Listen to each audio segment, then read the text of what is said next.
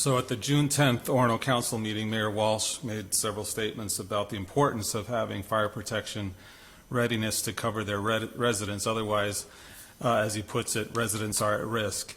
And then he went on to comment about the question that I brought up at our Fire Advisory Board meeting regarding coverage of two Lake Minnetonka bays, Forest Lake and North Arm Bay, that fall entirely inside the response zone that Orono stated they would take over starting July 1st.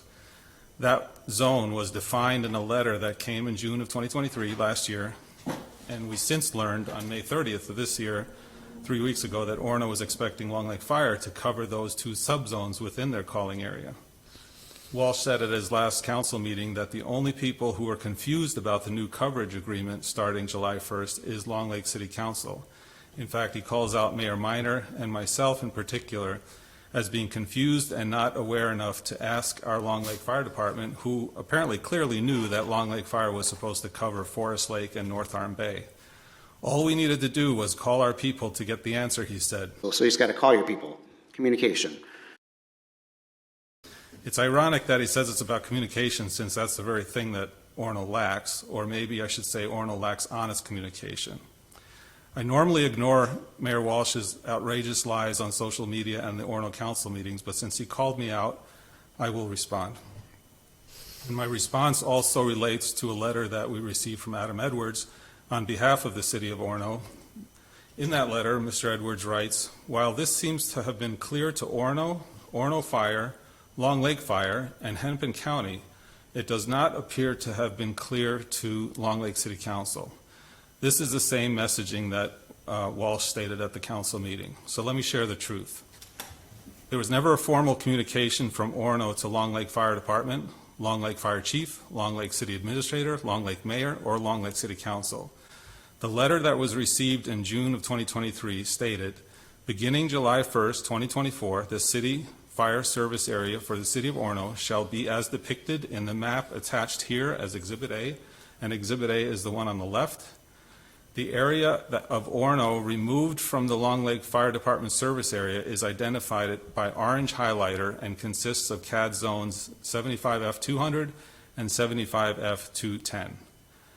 And Exhibit A was a map with their orange highlighted boundary around those two CAD zones, as you see on the left side. Then in their recent letter, June of 2024, they stated, the intention of the modification, or the intention of the notification was for the land areas only, and not intended to apply to the computer-aided dispatch CAD zones specified to Lake Minnetonka itself. And they now shared a new map with the subzones shown separately. That's the one on the right. There was nothing in that first letter that stated this intention, and nothing was communicated since before May 30th. It was stated that even Hennepin County knew the intentions of Orono. This is another lie. An email from Hennepin County Dispatch to Long Lake Fire on May 30th stated, and this is a quote, July 1st, Forest Lake Zone will transfer to Orono, correct? This email then led to the question of intention from Long Lake Fire to Orono Fire. It was only then that Orono Fire Chief responded those areas should be covered by Long Lake Fire Department. So neither Long Lake Fire Department nor Hennepin County were clear on the intentions prior to May 30th. Had we not sent an email that day, it would still be unknown. At our Fire Advisory Board meeting, it was stated by our Assistant Fire Chief that he assumed that the Long Lake Fire would be covering these bays. And if Walsh had listened to the recording, he would have heard me ask our Assistant Fire Chief if that assumption was only by default because Orono doesn't have a boat. And he said yes. You knew the answer by default, right? Because you said they don't have a boat. But so there was never any communication from Orono to Long Lake regarding this matter. You can't exercise a contract by assumptions. I would say that's almost like assuming, well, Orono doesn't have a boat, so therefore we're going to have to cover it. And you know, I appreciate you guys are willing to do that, but we also need to be cognizant. And you know, right, James? I think you're right. There's probably not a ton of calls on the bays there, but it wouldn't be fair to Medina and to Long Lake to be subsidizing those calls. That if it's removed from your service area, but we're taking calls there, we also have to be cognizant of that.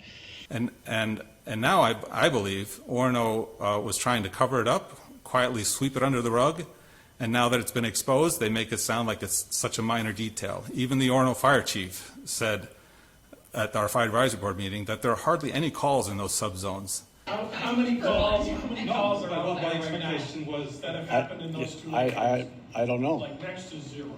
But It doesn't matter. One is too many if someone isn't there to respond. And by the way, regarding intentions, when Orono Fire Chief presented his needs assessment last year around the same time as they sent us that letter that removed that call area, his needs assessment stated that Orono Fire Department needs not only one boat, but 2 boats to effectively respond to all their water zones. Mayor Walsh stated at the end of his comments that Long Lake should focus on their own fire department rather than worry about what Orono is doing. And my response to that is we are looking out for Long Lake, and that's why there are 2 contempt orders against Orono, not for starting their own fire department, but for violating their contract with us and trying to dismantle the Long Lake Fire Department.